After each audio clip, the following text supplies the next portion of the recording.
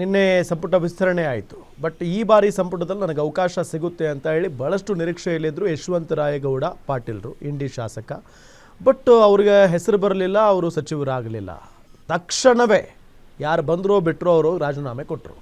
ಅದಾದ ನಂತರ ಈಗ ಮನವೊಲಿಕೆ ಸರ್ಕಸ್ ನಡೀತಾ ಇದೆ. ರಾಜೀನಾಮೆ ವಾಪಸ್ ಪಡಿತಾರಾ ಯಶವಂತರಾಯಗೌಡ ಪಾಟೀಲ್ ಅನ್ನೋ ಪ್ರಶ್ನೆ ಇದೆ.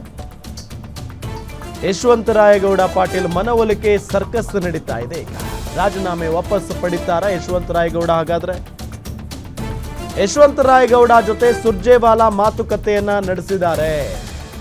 2 ಗಂಟೆಗೂ ಹೆಚ್ಚು ಕಾಲ ಮಾತುಕತೆಯನ್ನ ನಡೆಸಿದ್ದಾರೆ ಸುರ್ಜೇವಾಲಾ ಅವರು. ಒಳ್ಳೆ ಸಮಯ ಬರುತ್ತೆ, ಸಮಾಧಾನದಿಂದ ಇರಿ ಅಂತ ಸುರ್ಜೇವಾಲಾ ಅವರು ಹೇಳಿದಾರಂತೆ. ದುಡುಕಿ ರಾಜೀನಾಮೆ ನಿರ್ಧಾರವನ್ನ ತೆಗೆದುಕೊಳ್ಳಬೇಕು ಹೋಗಬೇಡಿ, ಪಕ್ಷದಲ್ಲಿ ಒಳ್ಳೆಯ ಸ್ಥಾನಮಾನ ಕೊಡುವ ಪ್ರಯತ್ನ ಮಾಡೋಣ.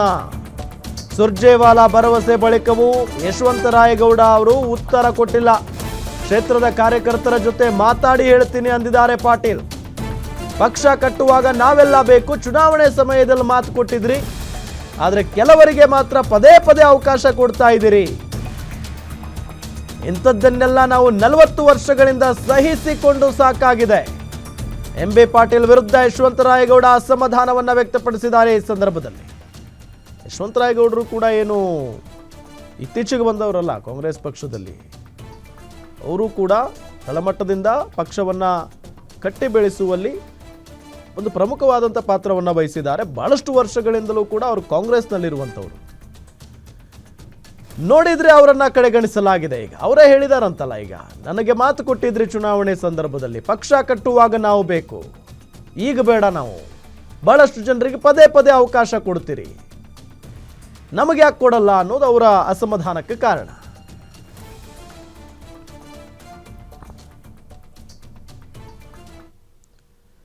ನಾನು ಮೊದಲಿನಿಂದಲೂ ಮಂತ್ರಿ ಸ್ಥಾನ ಕೇಳಿಲ್ಲ. ಬೆಂಗಳೂರಿನಲ್ಲಿ ಮಾಜಿ ಸಚಿವ ರಾಜಣ್ಣ ಹೇಳಿಕೆಯನ್ನ ಕೊಟ್ಟಿದ್ದಾರೆ. ಅಸಮತೋಲನ ತಡೆಯಲಿಕ್ಕೆ ಎಚ್ಚರಿಕೆ ವಹಿಸಬೇಕು. ರಾಜಕೀಯದಲ್ಲಿ ಅಸಮಾಧಾನ ಇರೋದು ಸಹಜ. ಮುಂದಿನ ಚುನಾವಣೆ ದೃಷ್ಟಿಯಿಂದ ಸಂಪುಟ ರಚನೆಯಾಗಿದೆ. ಮಹಿಳೆಯರಿಗೆ ಕೊಡದಿರೋದು ಯಾರು ಒಪ್ಪುವ ಕ್ಯಾಬಿನೆಟ್ ಅಲ್ಲ. 3 ಬಾರಿ ಸಚಿವರ ಪಟ್ಟಿ ಬದಲಾವಣೆ ಆಗಿದೆ. ಪಟ್ಟಿ ಬದಲಾವಣೆ ಕಾಂಗ್ರೆಸ್ ಇತಿಹಾಸದಲ್ಲಿ ಇದೇ ಮೊದಲು.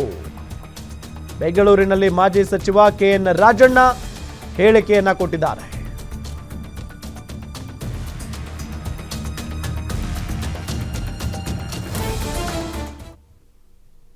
ರಾಜೀನಾಮೆ ಕೊಡ್ತಕ್ಕಂಥದ್ದು, ಇದು ಎಲ್ಲ ಅಸಮಾಧಾನ ಇರ್ತಕ್ಕಂಥವ್ರು ಹೇಳ್ತಕ್ಕಂಥದ್ದು, ಇವೆಲ್ಲ ಪಕ್ಷದಲ್ಲೂ ಅಷ್ಟೇ. ಕ್ಯಾಬಿನೆಟ್ ಎಕ್ಸ್ಪ್ಯಾನ್ಷನ್ ಆದಾಗ ಅಥವಾ ರೀಶಫಲ್ ಆದಾಗ ಇವೆಲ್ಲವೂ ಕೂಡ ಇದ್ದದ್ದೇ ರಾಜಕಾರಣದಲ್ಲಿ.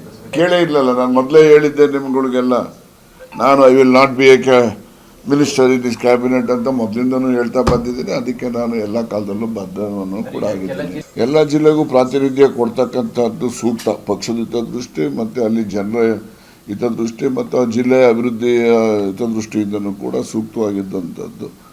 ಅದಾಗಿಲ್ಲ ಅಂತಕ್ಕಂಥ ನೋವು ಭಾಳಷ್ಟು ಜನರಲ್ಲಿ ಇದೆ ಅನ್ನೋದು ನಾನು ಗಮನಿಸಿದ್ದೇನೆ. ನಮ್ಮಲ್ಲೂ ಕೂಡ ಆ ರೀತಿಯ ಒಂದು ಅಸಮತೋಲನ ಆಗಬಾರ್ದು ಅಂತಕ್ಕಂಥದ್ದು ಕೂಡ ನಮ್ಮ ಅನಿಸಿಕೆ. ಅಸಮತೋಲನ ಆಗದ ರೀತಿಯಲ್ಲಿ ಎಚ್ಚರಿಕೆಯನ್ನು ವಹಿಸಬೇಕಾದಂಥ ಒಂದು ಅವಶ್ಯಕತೆ, ಅದರ ಅಗತ್ಯತೆಯೂ ಕೂಡ ಇದೆ.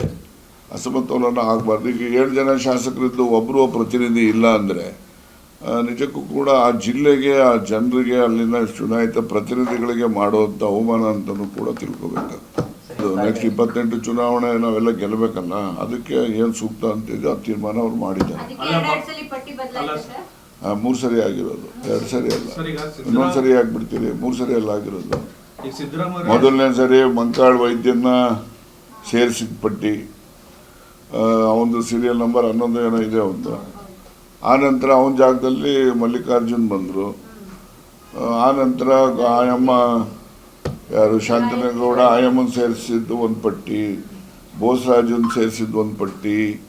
ಅದೆಲ್ಲ ಆದಮೇಲೆ ಅಂತಿಮವಾಗಿ ಆಯಮ್ಮನ ತೆಗೆದದ್ದು, ಬೋಸರಾಜನ್ ತೆಗೆದಿದ್ದು ಇನ್ನೊಂದು ಪಟ್ಟಿ. ಇದು ಕಾಂಗ್ರೆಸ್ ಹೈಕಮಾಂಡ್ ಇತಿಹಾಸದಲ್ಲಿ ಇದು ಪ್ರಪ್ರಥಮ ಬಾರಿ ಆಗಿರ್ತಕ್ಕಂಥದ್ದು. ಗೊತ್ತಾಯ್ತಾ? ಇದು ಏನಾಗ್ತದೆ, the credibility of the high command will be eroded according to my version. ಅಲ್ಲ, ಮಹಿಳೆಯರಿಗೆ ಒಂದು ಪ್ರಾತಿನಿಧ್ಯ ಕೊಡದೇನೆ ಅದನ್ನು ಪೆಂಡಿಂಗ್ ಇಟ್ಕೊಂಡು ಇವರು ಕ್ಯಾಬಿನೆಟ್ ಮಾಡ್ತಾರೆ ಅಂತ ಹೇಳಿದ್ರೆ ಇದು ನಿಜಕ್ಕೂ ಯಾರು ಒಪ್ಪುವಂಥ ಕಾಂಪೋಸಿಷನ್ ಅಲ್ಲ.